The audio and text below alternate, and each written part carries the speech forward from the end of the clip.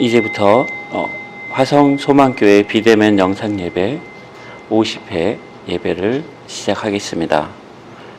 다같이 찬송 35장 큰 영화로우신 주 함께 부르시겠습니다. 큰 영화로우신 주 이곳에 오셔서 이 모인 자들로 주 백성 삼으사 그 중에 항상 계시고 그 중에 항상 계시고 큰 영광 나타내소서.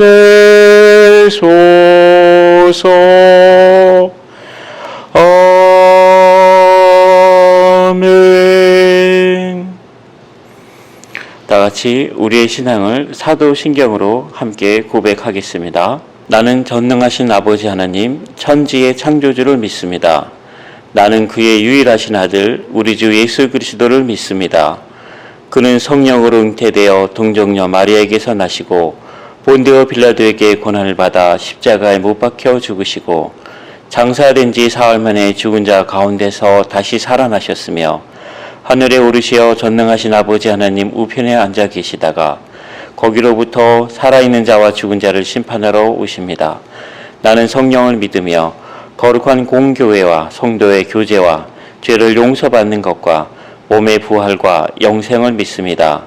아멘.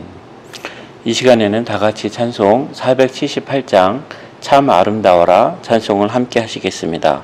시간 관계상 1절만 부르겠습니다. 참 아름다워라 주님의 세계는 저 솔로몬의 옷보다 더 고운 배가 주 찬송하는들 저 맑은 새소리 내 아버지의 지으신 그 솜씨 깊도다. 아멘. 이 시간에는 우리를 대표하여 박기래 장로님께서 기도해 주시기로 했습니다. 그러나 영상 예배인지라 오늘 참석이 어렵습니다. 오늘 제가 박기래 장로님 대신에 기도하겠습니다. 사랑이 많으신 주님 감사합니다. 우리가 모든 일 가운데서 주님을 기억하고 또 주님의 은혜를 생각하며 이 시간 나왔습니다. 하나님 멀리 떠나 있는 우리 가족들과 주님 함께하여 주시고 그들의 형편을 살펴주시며 그들의 손과 발이 늘 하나님 인도하심을 따라 움직여질 수 있도록 인도하여 주시옵소서. 하나님 우리가 늘 살아간다고 하지만 하나님 은혜 가운데 떠나 있는 때가 많습니다.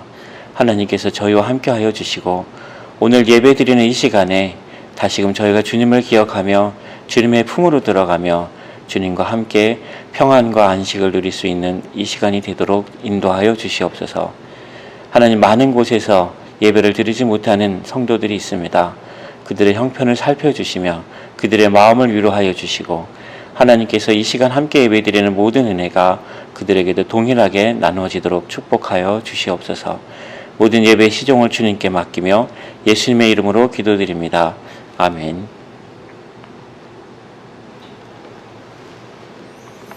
이 시간에는 찬송 634장 예물 찬송 함께 하시겠습니다.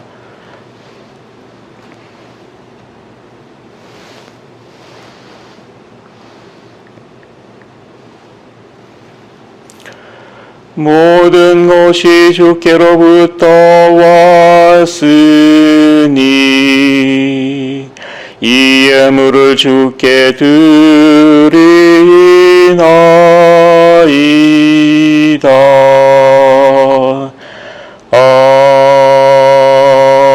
아멘. 다 같이 드려진 예물 위하여 함께 기도하겠습니다. 사랑이 많으신 주님 감사드립니다. 저희들이 연약한 가운데서도 하나님을 기억하고 또 하나님 저희가 강건한 가운데서도 하나님께 기억합니다. 하나님 저희들과 함께 해주셨던 시간들 가운데 저희들 은혜를 기억하고 또 하나님 말씀을 기억하고 또 하나님께서 주셨던 축복들을 기억하며 주님 앞에 작은 예물들을 내놓았습니다. 하나님 저희들의 삶을 주님께서 받아주시고 또 이 예물이 쓰여지는 곳마다 하나님의 은혜가 갑절로 또 100배로 결실을 얻도록 인도하여 주시옵소서. 하나님 특별히 저희가 하나님 앞에 선교 헌금으로 드린 예물들이 있습니다. 하나님 선교 예물이 쓰여지는 곳마다 하나님께서 믿는 자들을 도하여 주시고 그 사역을 위하여 일생을 바친 주님의 종들에게 주님의 은혜를 더하여 주실 줄 믿습니다. 하나님 또한 이 예물 가운데 하나님께 주일 헌금을 드린 자매들이 있습니다. 하나님 아버지 비록 병상에 또는 하나님 일터에 있어서 이 자리에 참석하지 못하지만 하나님 그들이 일하는 곳마다 그들이 만나는 사람들마다 주님의 마음을 가지고 대하고 그 모든 일들을 감당할 수 있도록 주님이 새 힘 부어주시길 원합니다. 특별히 가정과 멀리 떠나 일을 하고 있는 우리 자매들 기억하여 주시옵소서. 하나님 자녀들과 함께 하시고 또 부모님들과 함께 하여 주셔서 그들의 마음과 그들의 육신이 하나님이 지켜주심으로 말미암아 강건하여지고 또 하나님 앞길을 열어주셔서 하나님 그 자녀들이 하나님이 원하시는 영광과 축복의 길로 나아가도록 축복하여 주시기 원합니다. 하나님 특별히 하나님께 드려진 11조 예물이 있습니다. 하나님 이 11조 예물이 하나님께 그저 드리는 것이 아니라 우리의 삶과 하나님 우리의 모든 것을 하나님께 드리는 고백이 되도록 인도하여 주시옵소서. 이 예물이 드려지는 모든 사람들의 손과 그들의 기업과 그들의 가족과 하나님 그들의 모든 삶 가운데 주님께서 모든 은혜를 내려주시기를 간절히 바라고 원합니다. 하나님께서 특별히 하나님 이 시간 우리 어려운 가운데서 발걸음하는 성도가 있습니다. 하나님께서 그의 발걸음 인도하여 주시고 하나님께서 길을 잃지 않도록 하시며 하나님 앞에 나아올 때 하나님께서 정말 착하고 충성되고 사랑스럽다는 그런 하나님의 음성을 듣는 이 시간이 되도록 인도하여 주시옵소서. 주님께 감사드리며 예수님의 이름으로 기도드리옵나이다. 아멘. 이 시간에는 하나님이 오늘 우리에게 주시는 말씀 함께 봉독하겠습니다. 출애굽기 3장 10절에서 14절 말씀입니다. 이제 내가 너를 바로에게 보내어 너에게 내 백성 이스라엘 자손을 애굽에서 인도하여 내게 하리라. 모세가 하나님께 아뢰되 내가 누구이기에 바로에게 가며 이스라엘 자손을 애굽에서 인도하여 내리이까. 하나님이 이르시되 내가 반드시 너와 함께 있으리라. 내가 그 백성을 애굽에서 인도하여 낸 후에 너희가 이 산에서 하나님을 섬기리니 이것이 내가 너를 보낸 증거니라. 모세가 하나님께 아뢰되 내가 이스라엘 자손에게 가서 이르기를 너희의 조상의 하나님이 나를 너희에게 보내셨다 하면 그들이 내게 묻기를 그의 이름이 무엇이냐 하리니 내가 무엇이라고 그들에게 말하리이까. 하나님이 모세에게 이르시되 나는 스스로 있는 자이니라. 또 이르시되 너는 이스라엘 자손에게 이같이 이르기를 스스로 있는 자가 나를 너희에게 보내셨다 하라. 아멘. 오늘은 스스로 있는 자를 기억하자라는 제목으로 여러분에게 말씀을 나누고자 합니다. 우리 옛날 말에는 그 우물에서 숭늉을 찾는다는 말이 있습니다. 일의 순서를 무시하고 급하게 찾는 경우에 사용되는 말입니다. 맛있는 숭늉은 정성껏 쌀을 씻어야 하고 밥물을 맞추어야 하고 또 밥을 안 치고 또 밥불과 시간을 잘 맞추어야 맛있는 밥이 됩니다. 그래도 바로 숭늉이 되는 것은 아닙니다. 밥을 다 퍼야 하고 누룽지가 누른 밥솥에 물을 부어 잔불로 지긋하게 끓여야 누룽지가 됩니다. 다 함께 모여서 밥을 다 먹고 나서 그제야 맛있는 숭늉이 준비됩니다. 이 숭늉도 혼자 먹기보다 서로 부족한 듯 나누어 먹어야 더 맛있습니다. 우리의 나이는 숭늉을 아는 나이입니다. 누룽지는 밥에서 탄 부분입니다. 그래서 손님에게 누룽지를 주면 화는 내지 못해도 서운할 것입니다. 반대로 매일 집을 드나드는 친밀한 사람에게는 고소한 맛이 나는 누룽지는 정을 나누는 기쁨이 될 것입니다. 성도 여러분, 우리 자신의 삶에도 되돌아보면 실수로 혹은 욕심으로 때로는 불운이 겹쳐서 겪어야만 했던 어려움들이 많이 있습니다. 어떤 때는 지극히 정당한 일을 진행했지만 결과적으로 그 일로 인해 우리를 손해를 본 사람이 있고 결국 관계가 틀어져 버린 언짢은 기억들도 있을 것입니다. 비록 우리가 이런 일들로 하나님께 감사하기는 어렵겠지만 신앙의 선배님들은 이러한 일들을 서로 나누고 이야기하며 더 믿음이 자라게 되었다고 고백합니다. 사도 바울은 나는 나의 약한 것을 자랑한다는 말을 3번이나 고린도 교회에 보내는 편지에서 쓰고 있습니다. 사도 바울은 여러 번 옥에 갇혔고 유대인에게 돌로 1번 맞았고 항해 중에 3번이나 배가 부서졌고 바다 가운데서 부서진 나무 조각에 의지해서 일주일간 견디었다고 합니다. 또 수고하고 애쓰고 여러 번 자지 못하고 줄이고 목마르고 여러 번 굶겨 춥고 헐벗었다고 합니다. 성도 여러분, 아픔, 실망, 불안들이 남들이 보기에는 쓸데없는 것이지만 그것을 믿음 안에서 나누면 맛있는 누룽지가 됩니다.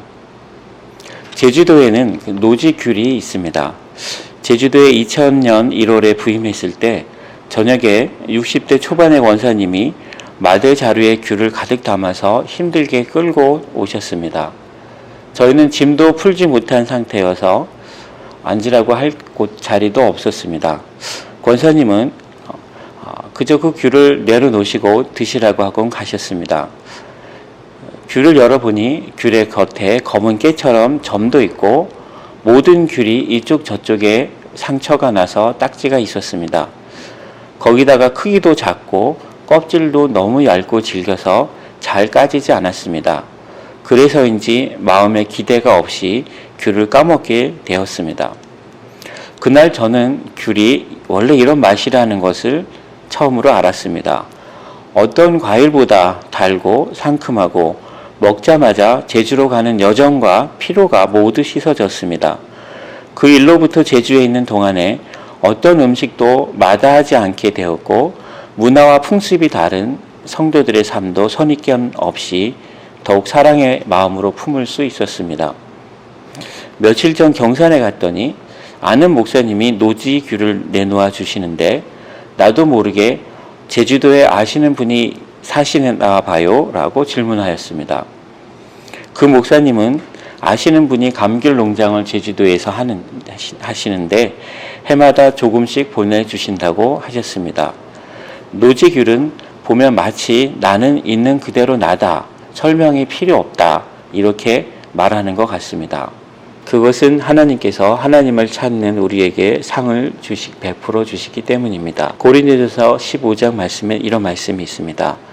그러나 내가 나된 것은 하나님의 은혜로 된 것이니 내게 주신 그의 은혜가 헛되지 아니하여 내가 모든 사도보다 더 많이 수고하였으나 내가 한 것이 아니요 오직 나와 함께 하신 하나님의 은혜로라.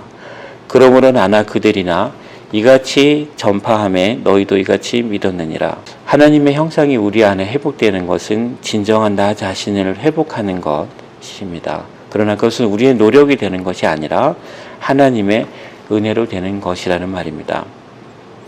사랑을 받은 자녀는 하나님을 향해 마음 열기가 훨씬 쉽습니다. 이는 자기가 타인에게 신뢰를 얻고 있다고 믿기 때문입니다. 반대로 사랑을 받지 않은 자녀는 하나님을 향해 마음을 열기가 쉽지가 않습니다. 타인을 신뢰할 수 없기 때문입니다.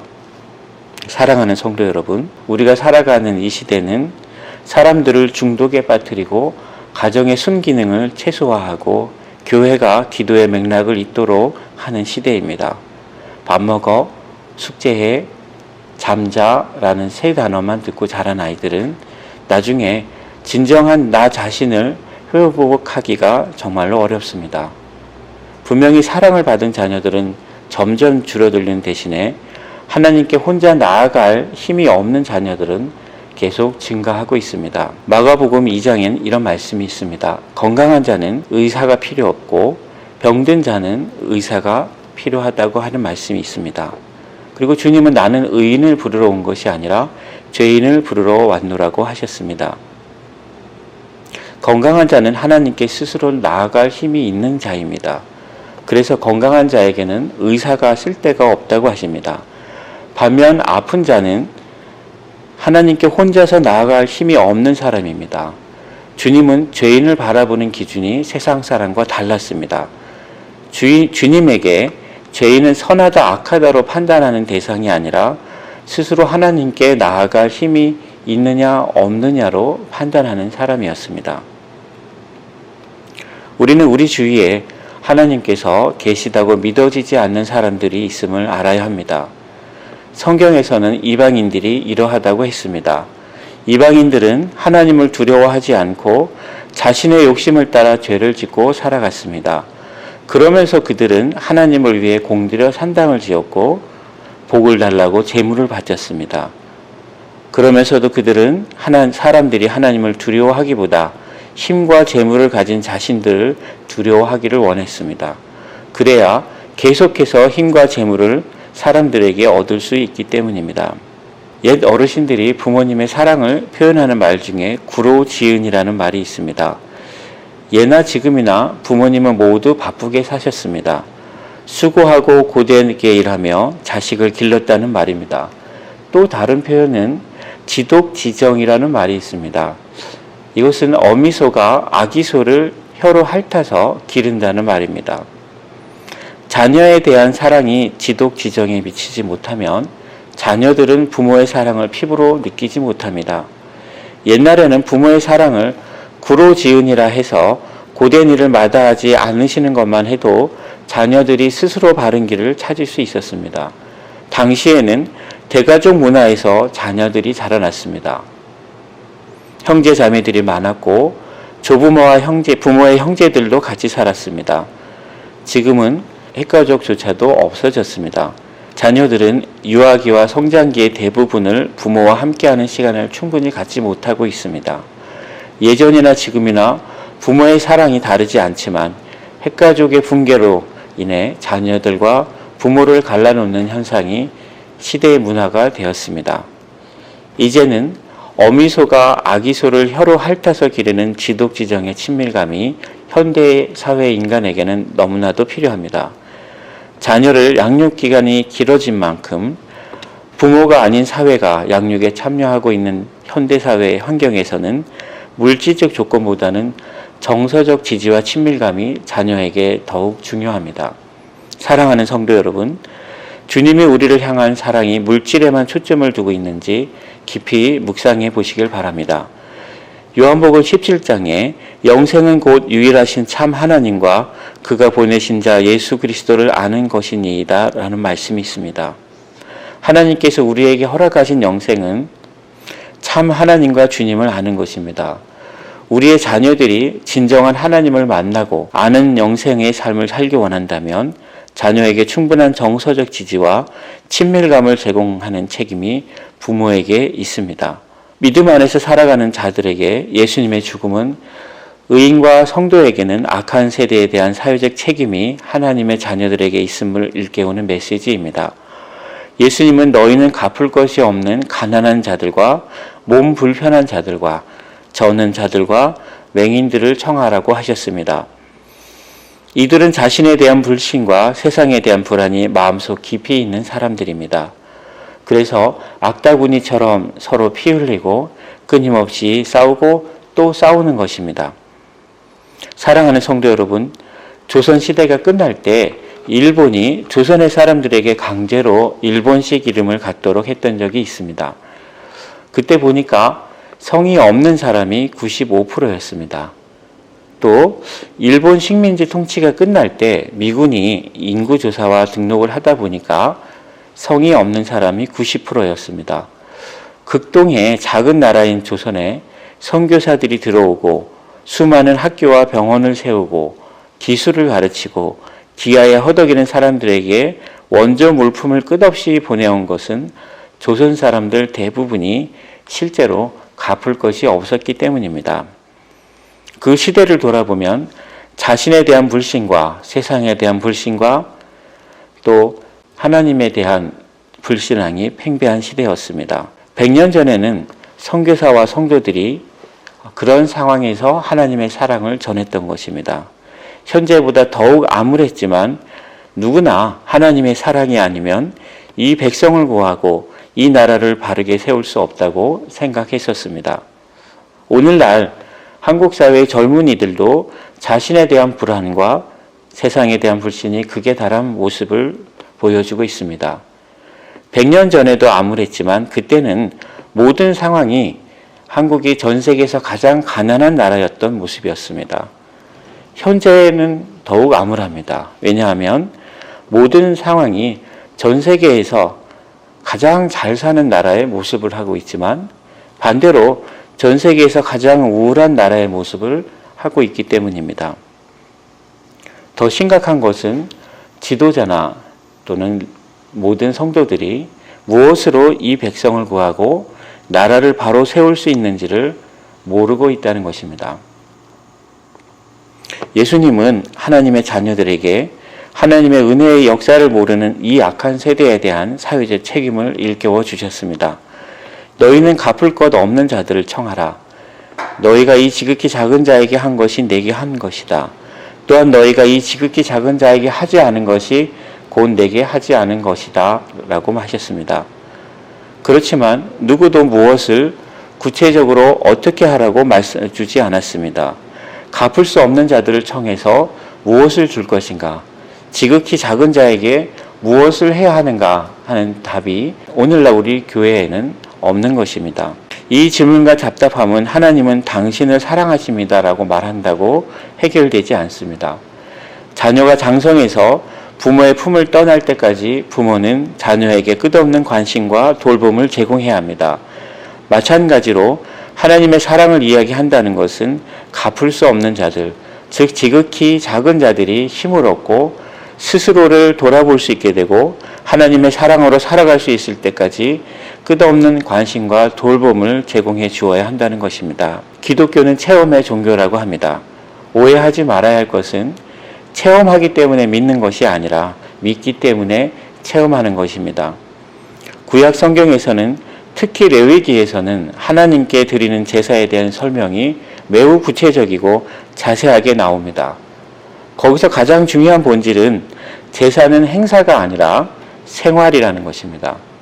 예배는 믿음의 행사가 아니라 믿음 생활의 일부인 것입니다. 기독교가 제사의 종교가 아니라 예배의 종교인 이유가 두 가지가 있습니다. 하나는 예배의 예는 기억한다는 의미입니다. 하나님께서 이 나라와 이 민족을 어떻게 인도하셨는지를 기억합니다. 그리고 예수님께서 주신 약속을 기억합니다. 그리고 또 다른 이유는 예수님도 예배를 통해 다시금 기억하신다는 겁니다. 지금 주님 앞에 있는 나는 술람미 여인과 같이 손등은 거칠고 팔뚝은 굵어지고 피부는 햇볕에 타버렸고 머릿결도 다듬지 못하고 상하였지만 주님은 나의 가장 아름다웠던 모습을 기억합니다. 주님은 예배 가운데 나의 사랑, 나의 어여쁜 자야 라고 말씀하시고 우리는 예배 가운데 나는 있는 그대로 나다라고 하시는 주님 앞에서 하나님의 형상을 회복하고 믿음과 새 힘을 얻게 됩니다. 사랑하는 성도 여러분, 교회 안에는 겉으로는 하나님을 이야기하지만 하나님께서 계시다고 믿어지지 않는 사람들이 있습니다. 하나님께서 계시기 때문에 믿는 것이 아니라 자신에게 유익이 되면 믿고 유익이 되지 않으면 믿지 않습니다. 그래서 많은 사람들이 비대면 행정명령이 있은 이후 교회에서 몸이 떠나고 마음도 떠나 있습니다. 그리고 일상 속에서도 교회를 떠나 있습니다. 이런 사람들은 하나님께서 계시다고 믿어지지 않는 사람들입니다. 교회는 많은 사람들보다 정말로 하나님께서 계시다고 믿는 사람들이 모여야 합니다. 그렇지 않으면 예배와 찬송과 기도가 얼마나 허망한 일이겠습니까? 요한복음 20장에 예수님께서는 너는 나를 본고로 믿느냐? 보지 못하고 믿는 자들은 복되도다 라고 하셨습니다. 예수님을 믿는 사람들 가운데는 예수님을 보지 못했기 때문에 믿지 못한다라고 하는 분들이 있습니다. 예수님의 제자 가운데 도마도 그러한 사람이었습니다. 그런 사람들에게 예수님은 너희는 믿지 않는 자가 되지 말고 내 옆구리에 손을 넣고 확인하고 믿는 자가 되라고 하셨습니다. 또 어떤 사람들은 주님 앞에 나올 때 부담감이 있습니다. 내게 삶이 완벽하지 못하고 또 내가 하나님께 가졌던 첫사랑이 지금은 다 식었기 때문에 하나님이 나를 반겨하지 않을 거라고 믿는 사람들도 있습니다. 그러나 주님은 언제나 우리가 순수한 첫사랑을 뿜었을 때 그때를 기억하십니다. 그리고 주님은 우리에게 십자가에 못 박힌 손과 가시에 찔린 얼굴과 채찍에 맞아 찢어진 모습 그대로 오십니다. 주님은 완벽하게 고치신 모습으로 우리에게 나오시는 것이 아닙니다. 왜냐하면 주님은 우리를 있는 그대로 환대하시기 위해서 우리에게 있는 그대로의 모습으로 오시는 것입니다. 세상 사람들은 나를 평가하지만 주님은 나를 이 세상에 하나밖에 없는 존재로 보십니다. 이 세상 사람들은 내 속에 있는 빛을 보지 못하지만 주님은 그들과 다릅니다. 주님은 내 겉모습이 아닌 내 속에 있는 빛을 보십니다. 특히 커다란 충격을 받고 트라우마 외상으로 고통당하는 산재 환우들은 속에 있는 빛이 꺼진 경우가 많습니다. 그래서 현실을 회피하고 싶고 세상에 대한 부정적인 감정이 우울한 정서로 자리를 잡기 쉽습니다. 그래서 더욱 현실을 회피하고 싶고 그래서 중독에 잘 빠지기 쉬운 형편에 놓여 있습니다. 정신병리학의 연구 결과를 보면 지나친 중독이 되면 우울, 불안, 신체화, 충동성, 낮은 자존감 등 심리적 문제를 사람이 만나게 됩니다. 특히 현실을 회피하려 하고 현실에 만족하지 못하는 이들은 중독에 빠지기 쉽습니다. 이런 사람들은 상처 입은 사람들입니다. 공중에 나는 새를 보아도 들판에 핀 백합화를 보아도 아무런 느낌이 없습니다. 사랑하는 성도 여러분, 커다란 충격과 트라우마와 외상을 이기고 우울증의 어둠을 사라지게 하는 가장 좋은 방법은 하나님 앞에서 자신이 사랑을 받는 자녀임을 아는 것입니다. 예수님께서 눈에 보이지 않고 그래서 하나님이 계시다고 믿지 못하는 사람들을 위해 굳이 십자가에 피 흘리며 죽으신 이유를 아는 것입니다. 그 이유는 그렇게까지 하지 않으면 악한 자들은 도저히 하나님이 자신을 사랑하신다는 것을 인정할 수 없기 때문입니다. 사랑하는 성도 여러분, 예수님은 나의 삶에서 한 번도 악인에게도 비를 내리고 의인에게도 비를 내리는 그런 사랑을 만나지 못했다는 사람을 위해서 죽기까지 사랑하신 것입니다. 마태복음 5장에 이같이 한즉 하늘에 계신 너희 아버지의 아들이 되리니 이는 하나님이 그 해를 악인과 선인에게 비추시며 비를 의로운 자와 불의한 자에게 내려주심이라 라고 말씀하셨습니다. 옛날이나 지금이나 복음이 없는 지역에 복음을 전하게 되는 것은 모든 선교지에 동일한 룰이 적용됩니다. 그곳에서 복음을 전하는 자는 같이 살다가 같이 죽는 것입니다. 그리고 특별한 경우가 아니라면 그곳에서 대부분이 생을 마감하게 됩니다. 사랑하는 성도 여러분, 사도 바울이 나는 나의 약한 것을 자랑하겠다라는 말을 고린도 교회에 보내는 편지에 반복해서 여러 번 쓴 이유가 있습니다. 우리에게는 시련이 있고 아픔이 있고 회복되기 어려운 장애가 있습니다. 그래도 주님은 오늘도 있는 그대로 우리를 찾아오시고 우리를 있는 그대로 만나주십니다. 그리고 우리의 믿음이 가장 순수하고 빛났던 순간을 기억하십니다. 우리도 오늘 예배 가운데 주님을 처음 만났던 그 순간을 기억하며 우리는 아직 무너지지 않았고 아직도 우리는 도전하고 있고 지금도 변함없이 기도하고 있음을 감사하는 하루를 사시기 바랍니다. 마지막으로 말씀을 하나 읽고 마치겠습니다. 마태복음 24장 44절 말씀입니다. 이러므로 너희도 준비하고 있으라. 생각하지 않은 때에 인자가 오리라. 충성되고 지혜 있는 종이 되어 주인에게 그 집 사람들을 맡아 때를 따라 양식을 나눠줄 자가 누구냐. 주인이 올 때에 그 종이 이렇게 하는 것을 보면 그 종이 복이 있으리로다. 내가 진실로 너희에게 이르노니 주인이 그의 모든 소유를 그에게 맡기리라. 아멘. 이 시간엔 다 같이 찬송 419장 찬송 함께 하시겠습니다. 주 날개 및 내가 편안히 쉬네. 시간 관계상 1절만 하시겠습니다. 주 날개 및 내가 편안히 쉬네. 밤 깊고 비바람 불어쳐도 아버지께서 날 지켜주시니 거기서 편안히 쉬리로다. 주 날개 및 평안하다. 그 사랑 그늘 잠이뇨. 주 날개 및 내 쉬는 영혼 영원히 거기서 살리. 아멘. 교회 소식 전해드리겠습니다. 지금은 코로나 위기로 인하여 모든 교회가 모여서 예배 드리기가 어려운 상황입니다. 비록 병상에 또는 직장에 계시지만 하나님께 늘 기도에 힘쓰시고 또 한편 주님이 우리에게 허락하신 이 영상 예배를 통하여 또 하나님께 우리의 감사를 고백하고 또 하나님께 더 친밀한 사랑을 나누고 고백할 수 있는 시간이 되기 원합니다. 이제 다 같이 찬송가 327장 부르시고 축도로 마치겠습니다.